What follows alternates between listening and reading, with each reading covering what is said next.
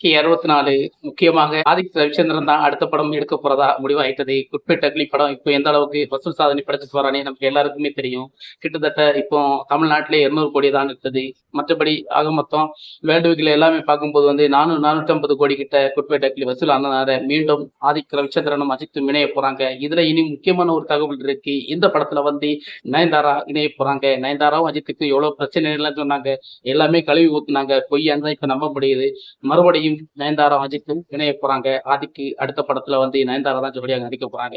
இது இந்த கேரக்டர் நயன்தாரா நடிக்கிறதுக்கு கொடுத்ததுக்கு நயன்தாரா மிகப்பெரிய நன்றி அஜித் சாருக்கு தெரிவிச்சுக்கிறாங்க. மிக்க நன்றி அஜித் சார்.